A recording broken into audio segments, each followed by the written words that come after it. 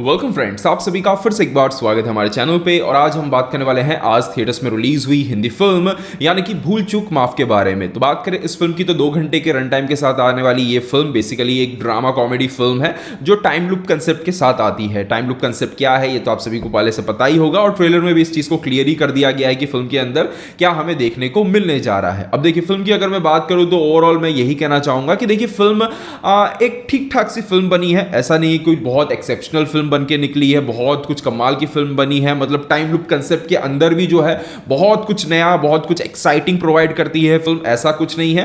At the same time film कहीं पर खराब नहीं है, फिल्म कहीं पर बोर नहीं करती है, ज्यादा ठीक ठाक तरीके से एंगेज करके रखती है। कॉमेडी की बात करें तो कॉमेडी कहीं पर आएगी तो हंसाएगी, कहीं पर आएगी तो नहीं हंसाएगी, बीच बीच में ऐसा चलेगा। मैडॉक की फिल्म है तो जाहिर सी बात है कहीं ना कहीं कुछ मैसेज वगैरह भी यहां पर फिल्म में देखने को मिलता है, जो कि अगेन अच्छा है मैसेज फिल्म के अंदर, जिस कारण से फिल्म भूल चूक माफ एक ठीक ठाक सी लाइट हार्टेड फिल्म बनने में कामयाब रहती है। फिल्म का फर्स्ट हाफ काफी एवरेज है। फर्स्ट हाफ के अंदर एक आध जो है अच्छे सीन्स यहां पर हैं जिसमें देखकर हंसी आती है। हाँ, फर्स्ट हाफ में बहुत इंपॉर्टेंट ये था कि सेकंड हाफ में क्लाइमेक्स की तरफ जो चीजें देखने को मिलने वाली हैं उसको एक स्ट्रॉन्ग बेस दिया जाए, पर हंसी मजाक के बीच में यहां पर उतना स्पेस कहीं पर मिला ही नहीं कि उन चीजों को कहीं पर भी किसी भी लेवल पर इस तरीके से स्टैब्लिश किया जाए कि हम उसके प्रति कहीं पर भी जाकर केयर कर पाए। और दूसरी चीज ये है कि जब ट्रेलर में ये क्लियर हो चुका है कि कहानी आगे जाकर टाइम लूप की तरफ बढ़ने वाली है, तो वहां तक पहुंचने का जो सफर है वो भी बहुत कुछ एक्साइटिंग नहीं था। उल्टा ऐसा लगता है कि भाई कब मुद्दे पर आएगी फिल्म। और भाई हमें ये सब पहले भी देखा हुआ है, क्योंकि उससे पहले जो चीजें चल रही होती हैं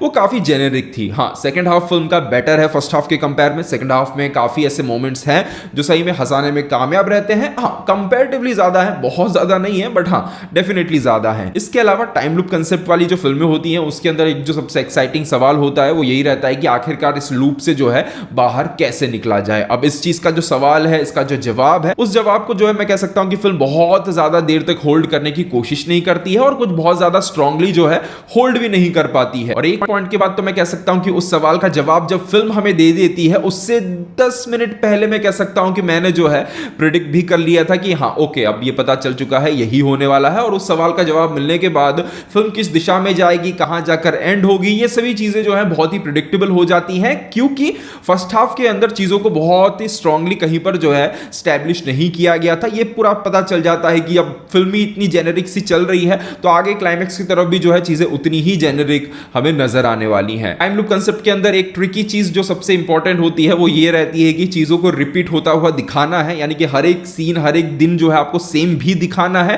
but at the same time audience को वो चीजें रिपीट होती हुई जो है फील नहीं होनी चाहिए, क्योंकि वो रिपीटेटिवनेस जो अगर फील होने लगती है तो फिर जो है फिल्म के अंदर बोरियत आ जाती है। और कहीं ना कहीं इस फिल्म को देखते समय मुझे ऐसा पर्सनली फील हुआ कि उस काम को करने के चक्कर में यहां पर डायरेक्टर साहब ने जो है इस टाइम लूप कंसेप्ट को जो है कहीं ना कहीं काफी हद तक जो है डाइल्यूट कर दिया, जिस कारण से वो कंसेप्ट का एक जो फन रहता है वो एक पॉइंट के बाद फिल्म के अंदर से खत्म हो जाता है। बाकी म्यूजिक की अगर मैं बात करूं तो गाने कुछ जगहों पर बहुत ही कम समय में बार बार आ जाते हैं, और अगेन फिल्म का कोई भी गाना कुछ खास है नहीं, सभी गाने बहुत ही जेनेरिक, बहुत ही फ्लैट से सॉन्ग्स हैं, बिल्कुल कहीं पर भी वो इंजॉयबल फैक्टर ला ही नहीं पाते हैं। ऐसा लगता है कि ना होते तो ज्यादा बेटर रहता। परफॉर्मेंसेस की अगर मैं बात करूं तो देखिए फिल्म में सभी का काम ठीक ठाक है। राजकुमार राव की अगर मैं बात करूं तो देखिए इस तरीके के कैरेक्टर्स को वो ऑलरेडी काफी बार प्ले कर चुके हैं, अब यहां पर भी प्ले कर रहे हैं। कुछ जगहों पर ऐसा लगा कि थोड़ा सा मतलब ज्यादा एफर्ट डालने की उन्हें जो है जरूरत पड़ रही है। कुछ सीन्स के अंदर वो बहुत ज्यादा कोशिश कर रहे हैं अपने फेशियल एक्सप्रेशंस के द्वारा हमें हंसाने की,